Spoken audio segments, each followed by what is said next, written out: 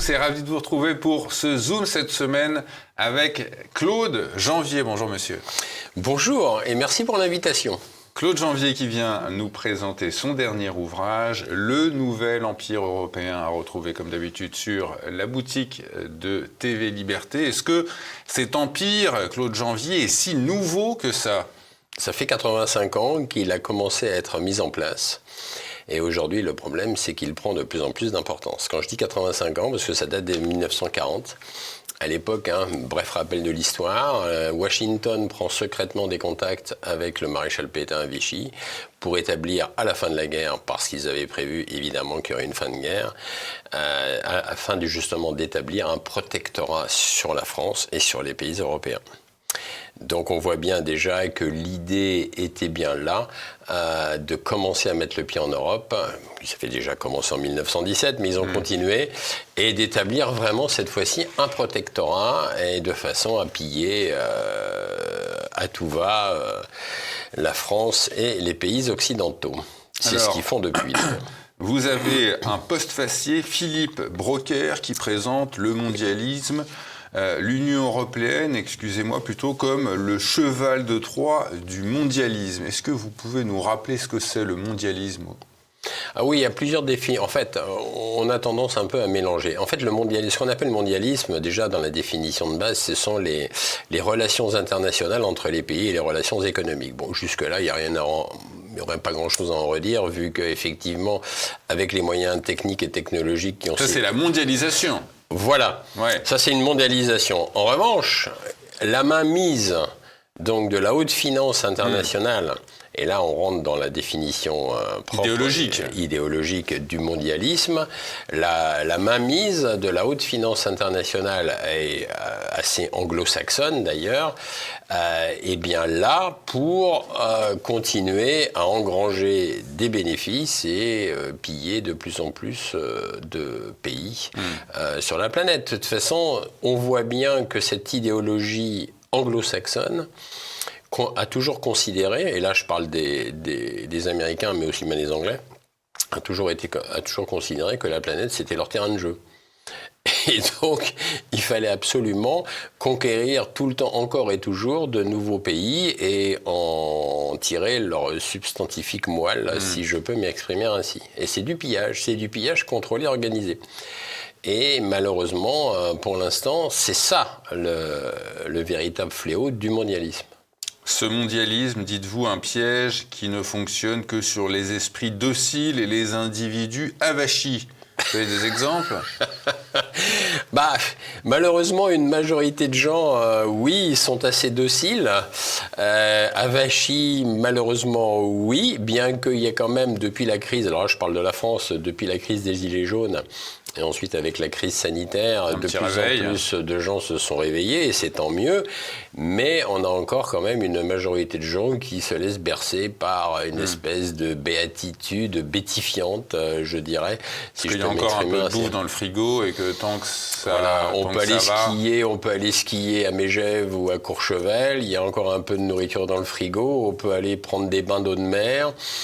Enfin, les vacances à Courchevel, c'est pour 10% de la population. Oui, alors on va dire la Clusaz, par exemple. Ouais, voilà. La Clusaz. Ce conflit en Ukraine connaît une nouvelle phase d'escalade. Les discussions sur l'envoi de troupes européennes et de sociétés de défense privées sur le sol ukrainien ont été réactivées. Pourquoi ce jusque-boutisme de certaines nations européennes ? Eh bien, c'est la vassalisation de certains dirigeants de l'Europe occidentale aux USA. Et quand je parle de pays qui sont en tête de liste, je veux dire en tête de gondole, donc de meneurs de troupes de cette vassalisation, nous avons Emmanuel Macron, le président de la France, nous avons Keir Starmer, le Premier ministre anglais, nous avons Friedrich Merz, le prochain chancelier allemand, et nous avons bien entendu Ursula von der Leyen, qui est la présidente donc de l'Union européenne à Bruxelles. Le quatuor, que je les appelle d'ailleurs le quatuor satanique, ça n'engage que moi. Mais je trouve que ça leur va bien. Et c'est ça le problème, c'est qu'ils vont aller jusqu'au boutisme. On voit bien que Donald Trump et Vladimir Poutine voudraient mettre fin à ce conflit insensé qui a quand même généré, je le rappelle, à peu près plus d'1 million de morts jusqu'à ce jour, civils et militaires confondus. Et il est vraiment temps que cette guerre insensée s'arrête. Mais le quatuor que je viens d'évoquer n'est absolument pas en accord avec ça et veulent absolument continuer encore et toujours cette espèce d'idéologie mortifère, de continuer cette guerre insensée. Si la situation dégénérait, quelles conséquences on pourrait imaginer, on pourrait voir concernant le mandat d'Emmanuel Macron ? Écoutez, si la situation dégénère, déjà, ça veut dire qu'on aurait déclaré de facto une guerre avec la Fédération de Russie. Donc pour l'instant, on peut s'estimer heureux parce qu'il y a en Fédération de Russie un président qui s'appelle Vladimir Poutine et qui garde la tête froide. J'en connais d'autres dans son entourage, par exemple Dimitri Medvedev, qui lui, il s'embarrasserait peut-être pas autant de considération. Donc on est en temps vraiment, et je pense qu'Emmanuel Macron ne se rend absolument pas compte qu'il est en train de jouer avec le feu. Et le feu de l'armement de la Fédération de Russie n'est pas juste quelques braises, quoi. C'est la grenouille qui veut se faire aussi grosse que le bœuf. Voilà. Et en plus, qu'est-ce qu'on a comme armée aujourd'hui ? Pas grand-chose. Qu'est-ce qu'on a comme armement à part cette fameuse bombe nucléaire ? Pas grand-chose non plus. 3 jours. Voilà. Mais c'est insensé. C'est insensé de vouloir absolument guerroyer contre un pays qui ne nous a jamais fait aucun mal. Je rappelle quand même il s'est attaqué à la démocratie ukrainienne, le phare de la démocratie. Oui, le phare de la démocratie ukrainienne. Est-ce qu'on peut parler un petit peu de ce qui s'est passé avant l'invasion des troupes russes dans ce pays ? Absolument. Déjà, il faut savoir qu'avant le lancement de l'opération spéciale de Vladimir Poutine, donc le 24 février 2022, les gouvernements ukrainiens avaient passé la quantité de soldats ukrainiens de 125 000 à 370 000. Ils étaient massés étrangement, à la frontière russe. Donc déjà, il y avait de quoi quand même se poser quelques questions, et je pense que le président Poutine s'est posé quelques questions. Ensuite, les accords de Minsk 1 et 2 n'ont jamais été respectés, alors que la France et l'Allemagne d'ailleurs étaient les garants. Enfin, à la frontière russe, il y avait quand même le Donbass, des soldats dans le Donbass qui auraient essayé de résister à ce que le gouvernement, au bombardement que le gouvernement leur faisait subir. Voilà, depuis 2014, d'ailleurs, depuis le fameux coup d'État d'Euromaïdan, et la région séparatiste du Donbass. Mais séparatiste pourquoi ? Parce que cette région est peuplée à plus de 90% de Russes. Donc cette région ne voulait absolument plus rester sous les gouvernements ukrainiens. Et c'est vrai que depuis 2014 jusqu'en 2022, malheureusement, cette région s'est pris des bombardements quotidiens et avait généré déjà à peu près une vingtaine de milliers de morts. Quand même, et que les médias propagandistes d'ailleurs, personne n'en souffle les mots ou personne n'en écrivait une brève. Donc effectivement, et on peut ajouter à ça au niveau des motivations du président Poutine aussi, c'est que le fameux mémorandum de Budapest signé dans les années, je ne sais plus, mais bien avant tout cela, qui voulait absolument faire en sorte que le stock de bombes nucléaires que possédait l'Ukraine suite à l'éclatement de l'URSS, l'Ukraine s'est retrouvée à la tête d'un stock de bombes nucléaires assez important. Et ce mémorandum, en fait, stipulait, signé par l'Ukraine d'ailleurs et la Fédération de Russie, stipulait qu'effectivement, il fallait que le stock soit à peu près détruit, enfin mis hors d'état de nuire ou rendu à la Fédération de Russie. Chose que l'Ukraine s'y était engagée, sauf que il n'y a jamais eu de preuve vraiment que cela a été fait. Et au contraire, les ultranationalistes ukrainiens avaient parlé justement de armer l'Ukraine au niveau nucléaire. Donc le président Poutine, quand vous additionnez tout ça, à un moment donné, il n'a pas eu d'autre choix. C'est malheureux d'ailleurs, mais bon, il y était un peu obligé de déclencher l'opération spéciale le 24 février 2022. Vous dites que depuis octobre 2024, l'idéologie des faiseurs de guerre a enclenché à la vitesse supérieure. Qu'est-ce que vous avez observé dans les faits ? C'est une succession. Tous les jours, il se passe quelque chose. C'est-à-dire que tous les jours, il s'est passé quelque chose. Soit ça passe par des déclarations du ministre des Affaires étrangères, M. Barrot, et d'ailleurs de M. Haddad aussi, qui eux sont des soutiens inconditionnels donc à l'Ukraine, soit c'est des annonces tonitruantes sur le fait de réarmer toute l'Europe occidentale, soit c'est une annonce de Mme von der Leyen qui tout d'un coup déclare « Eh bien, nous allons mettre 800 milliards sur la table pour réarmer tous les pays d'Europe occidentale ». Et là, il y a 2 jours, je crois, de mémoire, la Suède, la Finlande, la Norvège, la Lituanie ont acheté un stock de blindés pour renforcer leurs frontières face à la Fédération de Russie. On croit rêver quand même.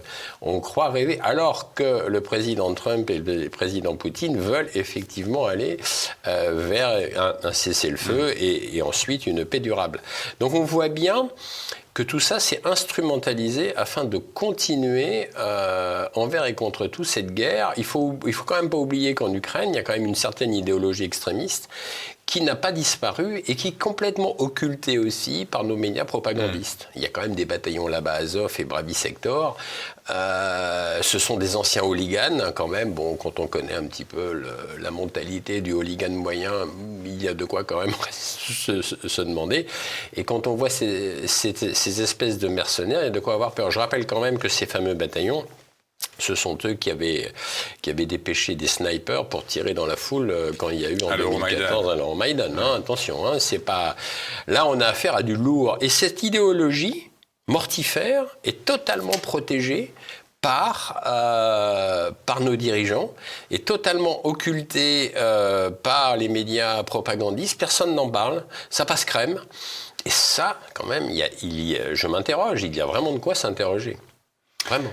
Vous dites que les néoconservateurs américains sont en train de migrer en Europe depuis le retour de Donald Trump. Quelle est la politique qu'ils veulent mettre en place ? Et la politique qu'ils veulent mettre en place, c'est qu'ils ne veulent pas perdre évidemment la face. Ils veulent s'assurer de continuer à avoir l'hégémonie. Vous savez, le problème du dollar... Mais c'est qui les néoconservateurs exactement, ces gens-là ? Eh ben, c'est ce qu'on pourrait appeler l'État profond américain. Hein. C'est les vendeurs d'armes ?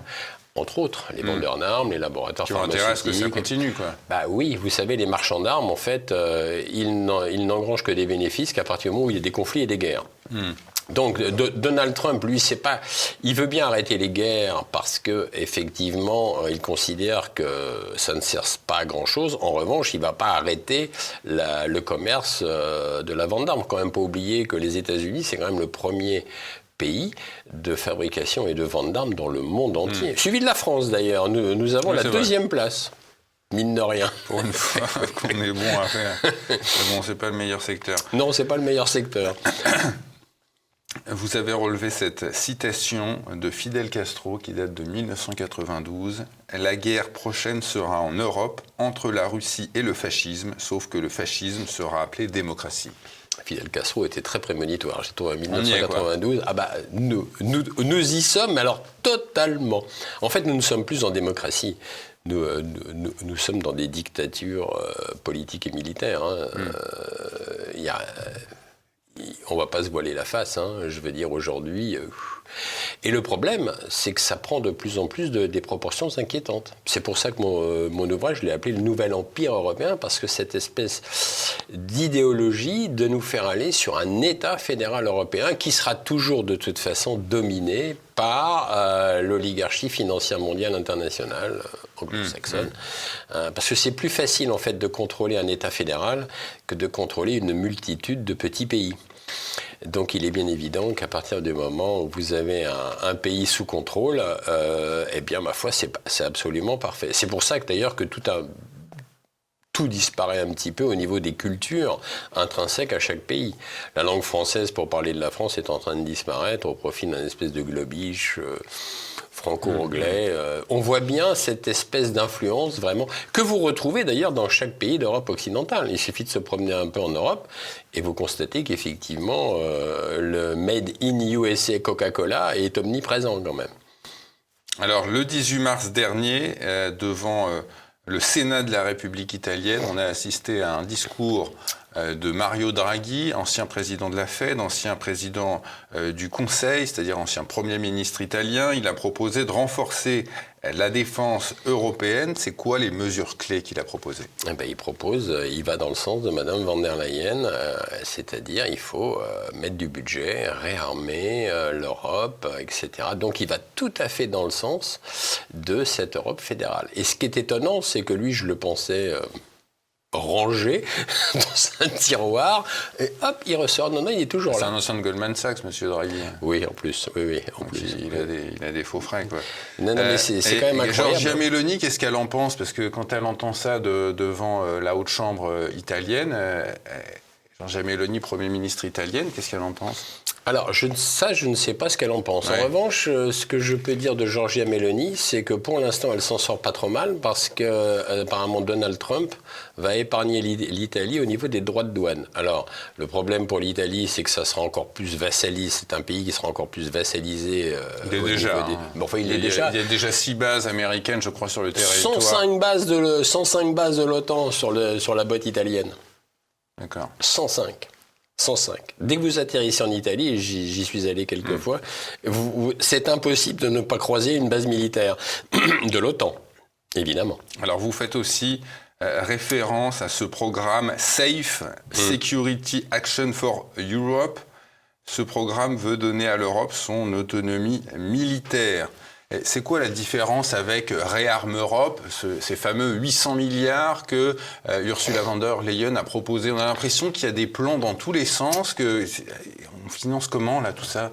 Alors, SAFE, c'est quoi? SAFE, c'est leur fameux plan qu'ils sont en train de mettre en œuvre pour avoir une armée fédérale européenne.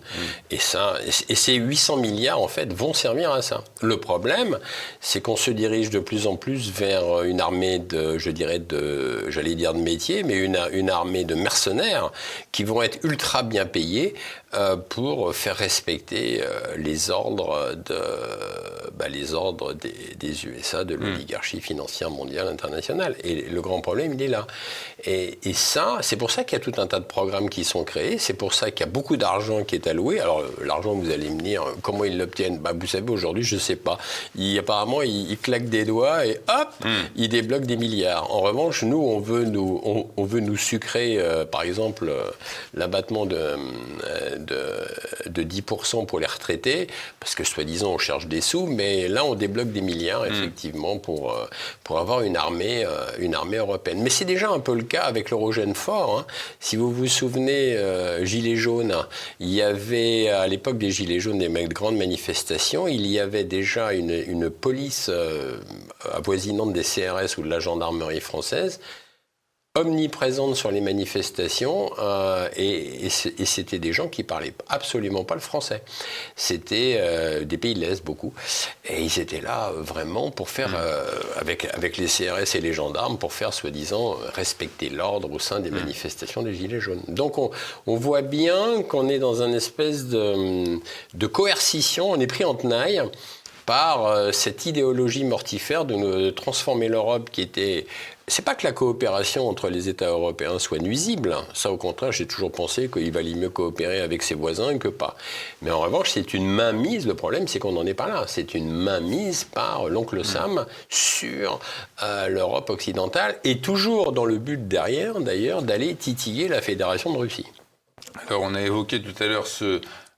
quatuor de l'enfer, satanique à vos yeux. On n'a pas évoqué cependant la tête pensante de ce quatuor, M. Schwab, qui est un petit peu en train de sortir, de prendre sa retraite, mais il est toujours en train de travailler à Davos. Il a dit ceci, vous avez relevé cette citation, on devrait reconstruire l'Europe et naturellement le président Macron, c'est celui qui est le guide pour ce processus de renouvellement. Et votre préfacier évoque une explosion de la dette française pour financer le projet pour un nouveau siècle européen. Qu'est-ce que c'est que ce projet encore plus futuriste ? C'est Klaus Schwab, il a nommé donc Emmanuel Macron. Depuis d'ailleurs, Emmanuel Macron se sent pousser des ailes. Il se dit, il se verrait bien en chef incontesté, effectivement, en chef de guerre incontesté de l'Europe fédérale, de cette nouvelle Europe fédérale. Et le fameux projet dont parle mon ami préfacier François Lagarde, ça fait suite au PNAC, donc au projet pour un nouvel Amérique, etc. Pour un nouveau siècle européen. Ah oui, c'est et on en arrive après au PNEC, qui est le projet pour le nouvel Europe fédérale. En fait, ça va dans le même sens. On s'aperçoit quand on décortique tout ça qu'il y a plein de projets que l'on ne connaît pas, il y a plein de fonds qui sont alloués, il y a plein de déclarations qui sont faites, et tout ça va dans le sens de créer et d'entériner un nouvel empire européen. De l'orientation de fonds publics vers, en fait, on ne sait pas. Vers une espèce d'un État fédéral avec hyper dictatorial où les libertés individuelles vont évidemment de plus en plus être annihilées et bafouées. Ça, c'est clair, il ne faut pas se leurrer, malheureusement. Alors, c'est un peu noir ce que je raconte, mais c'est malheureusement qu'il faut se coltiner. C'est une réalité qu'il faudrait qu'une majorité de gens prennent un peu conscience quand même, parce que là... Et alors justement, peut-être une information qui serait passée sous les radars de nos téléspectateurs, c'était le 21 mars dernier. Très récemment, au Parlement européen, on a voté le portefeuille d'identité numérique. Alors, qu'est-ce que c'est que ce portefeuille? Comment ça fonctionne? Qu'est-ce qu'on y met? Écoutez, ça va être fabuleux comme portefeuille. Vous aurez un QR code déjà avec votre photo en filigrane derrière, comme ça c'est impeccable. Vous aurez votre pièce d'identité ou vos pièces d'identité, vous aurez votre carte bancaire, vous aurez effectivement votre passeport et votre permis de conduire dedans, et vous aurez aussi toutes vos informations de santé. C'est-à-dire si vous avez le moins de cholestérol ou la chose qui ne colle pas, automatiquement ça sera dedans. Évidemment, vous aurez votre carnet de vaccination, et qu'il faudra qu'il soit à jour, attention. Et ensuite, à partir du moment où, si vous avez quelques petits problèmes cardiaques, cette information médicale, qui normalement devrait rester secrète, bien évidemment, va être divulguée aux banquiers et aux assureurs. Et là, si vous voulez faire un prêt, le banquier va dire « Ah oui, mais vous avez quelques petits problèmes de cœur, donc je vais vous rajouter une petite prime de risque. » Et votre assureur risquera d'en faire autant. Donc on voit bien qu'on n'est pas en marche du tout vers le progrès, parce qu'en plus, normalement, ce qu'avaient dit les députés européens, c'est que ce fameux passeport numérique, ils voulaient pas que Google gère. Bon, jusque-là, on pourrait se dire, ma foi, pourquoi pas. Sauf que ça va être des sociétés privées qui vont gérer les informations. Ce qui, de toute façon, va pas nous enchanter au niveau quand on sait un peu ce dont est capable n'importe quelle société privée. En fait, c'est du pillage de données. C'est-à-dire que vos informations, on en arrive à un crédit social ultra sophistiqué. C'est-à-dire que vos informations seront stockées, analysées et recoupées, afin de mieux cerner vos goûts à la consommation. Une Union européenne que vous définissez comme une technostructure tyrannique. Certains vous diront, mais Claude Janvier, vous avez complètement perdu la tête. En France, en Union européenne, on est en démocratie. Moi, j'y crois. Qu'est-ce que vous leur diriez à cela? Écoutez, s'il y en a certains qui pensent qu'on est encore en démocratie, je ne sais pas. Moi, il faudrait quand même qu'ils se rappellent Nicolas Sarkozy, la trahison avec le traité de Lisbonne. Et est-ce qu'on a déjà été vraiment en démocratie? Est-ce que le peuple a eu à un moment donné son mot à dire? Il n'y a jamais de référendum dans notre pays. C'est-à-dire qu'en cas normalement de grandes questions ou de questions importantes ou graves, un président devrait initier un référendum. Il n'y a pas de référendum. Et puis le dernier en date, celui que je viens de citer, de toute façon, les Français avaient voté non. Boum. Et Nicolas Sarkozy, ensuite, un peu plus tard, avec François Fillon, il se dit « Ah, vous avez dit non, nous on dit oui ». Bon, alors où est la démocratie? Là, on est vraiment en droit de se poser des questions. En revanche, quand on commence à analyser un petit peu, malheureusement, il y a de plus en plus de lois liberticides qui sont votées, d'ordre liberticide aussi. On a de plus en plus une vie enrégimentée et de plus en plus contraignante. Et ça devient un énorme problème. Avec des médias, d'ailleurs, propagandistes qui, eux, de toute façon, vous diront toujours que tout va bien. Le nouvel empire européen, c'est toutes les informations que l'on vous cache. Claude Janvier, c'est le titre de votre ouvrage que vous pouvez retrouver sur la boutique. Merci à vous de nous avoir suivis. Merci à vous, monsieur. Merci à vous.